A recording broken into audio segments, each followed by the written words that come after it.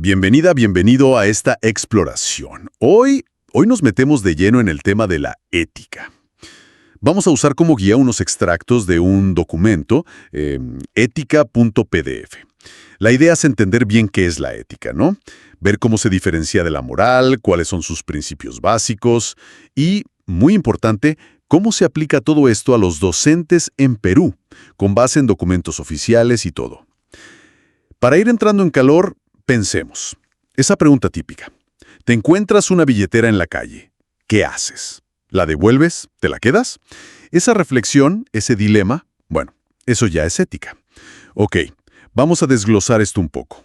El documento que tenemos define la ética como, una rama de la filosofía, la que estudia lo correcto y lo incorrecto. Dice que es como una brújula. Me gusta esa idea, para situaciones difíciles, ¿no?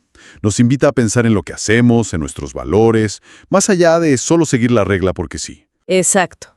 Y ahí, justo ahí, es donde entra una distinción que a veces, se nos mezcla un poco. Ética y moral. La moral, digamos, son esas normas aceptadas, lo que una sociedad o tú mismo considera lo que se debe hacer. Puede venir de la costumbre, la religión, como, no trabajar los domingos por un tema religioso. Es más práctica, cambia con la cultura. Claro, lo que uno siente que está bien o mal según donde creció, ¿no? Eso mismo. Y la ética, en cambio, es pararse a pensar críticamente sobre esas normas morales. No se queda en el qué, pregunta el por qué. Busca razones, fundamentos, que vayan más allá de la costumbre. Busca algo más universal, podríamos decir. Entiendo. Es como pasar del piloto automático a la reflexión consciente. Justo. Piensa en esto. Ves a alguien robando comida. La moral tuya o la de tu entorno quizá te dice, hey, robar está mal, hay que denunciarlo ya.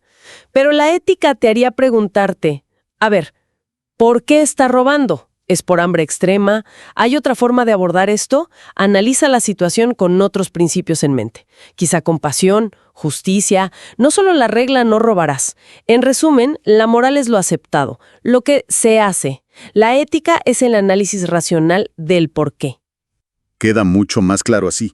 Y para hacer ese análisis, el texto menciona unos principios éticos fundamentales. Como guías, ¿no?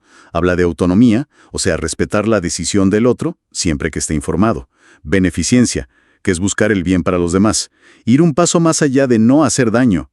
No maleficencia, ¿qué es eso? Evitar causar daño intencionadamente o por negligencia. Sí, y también justicia. Tratar a todos de forma equitativa, imparcial. Veracidad, decir la verdad, ser honesto. Y fidelidad, que es cumplir las promesas, los compromisos que uno asume. Como un docente que prepara bien sus clases, por ejemplo. Son principios potentes. Lo son. Pero lo interesante, y a veces complicado, es que no son absolutos. Pueden chocar entre ellos. Imagina, decir una verdad muy dura, veracidad, podría causar un daño enorme, no maleficencia. Ahí es donde entra la reflexión ética. No hay una fórmula mágica. Hay que sopesar, deliberar, encontrar el equilibrio más justo para esa situación concreta. Y eso me lleva directo a la enseñanza. Ese choque de principios debe ser constante en el aula, ¿no? Supongo que de ahí nace la ética docente. Son estos mismos principios, pero en el contexto educativo. Precisamente, la ética docente es aplicar todo esto al día a día del educador.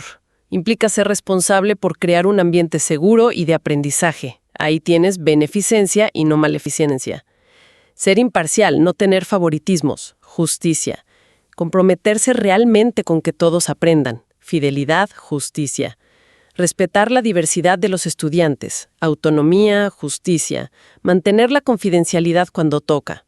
El ejemplo del bullying que mencionaba el texto es muy claro. Sí, un docente ético no mira para otro lado. Investiga, protege al que sufre el acoso, sí, pero también busca educar al que acosa. Trabaja con todo el grupo para fomentar el respeto. No es solo el castigo por el castigo. Es beneficencia, justicia, no maleficencia. Todo en juego. Ignorarlo o castigar sin más, eso no sería ético. El docente es un modelo a seguir, querramos o no. Y es clave saber que en Perú esto no es solo una buena intención. Hay documentos, leyes que lo respaldan. Totalmente. No es algo etéreo. La ética docente en Perú tiene un marco normativo bastante sólido, de hecho. Está el Código de Ética del Colegio de Profesores del Perú, el CPP, que es bien específico en los deberes. Luego tienes normativas del Ministerio de Educación, el Minedu. El Marco de Buen Desempeño Docente es una guía práctica fundamental. Y las leyes generales, ¿no? La Ley General de Educación, la Ley de Carrera Pública Docente, ambas hablan de promover valores éticos. Incluso la Constitución Política, en sus artículos sobre educación, menciona la formación ética. Estos documentos, que normalmente se encuentran fácil en las webs del Minedu y del CPP, le dan un peso institucional importante. Perfecto. Entonces tenemos los principios, el contexto docente, el marco legal. Pero, ¿cómo se hace? ¿Cómo enfrentamos un dilema en el momento? Ahí entra la reflexión ética. Es el proceso, la herramienta mental, digamos. Implica detenerse un momento. Primero, identificar bien cuál es el problema ético real. Después, pensar en las distintas opciones que tienes y qué pasaría con cada una, las consecuencias.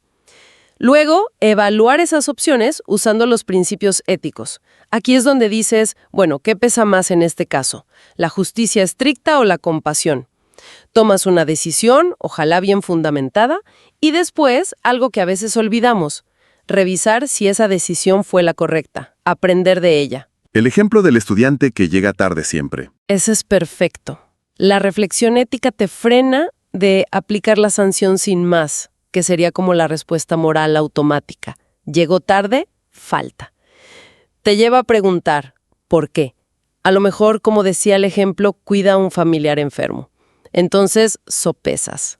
La justicia dice que hay una norma, sí, pero la compasión, la beneficencia te piden entender y quizá buscar una solución. La salida ética podría ser hablar con el estudiante, con la familia, buscar un plan. Algo que respete la norma, pero también la situación humana. Ahí ves cómo la reflexión va más allá del simple «está mal llegar tarde». Busca el porqué y la mejor respuesta posible. Fomenta decisiones más justas, más empáticas. Entonces, si tuviéramos que resumir lo que nos dicen estas fuentes, ¿qué sería?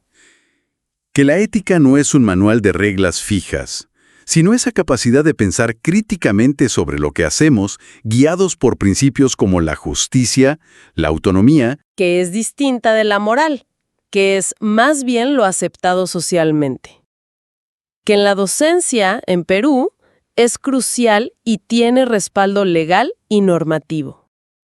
Y que la clave para ponerla en práctica es esa, reflexión ética constante. Exacto. Y nos deja una pregunta flotando, ¿no? Para seguir pensando. Si la ética es esta reflexión constante y el mundo cambia tan rápido, ¿cómo cosas como la inteligencia artificial en el aula, o la diversidad cada vez mayor, o las nuevas presiones sociales, cómo todo eso está desafiando los marcos éticos que ya teníamos para los docentes? ¿Será que nos obliga a estar redefiniendo qué es lo justo, qué es lo correcto en la enseñanza, casi continuamente? Ahí queda la reflexión.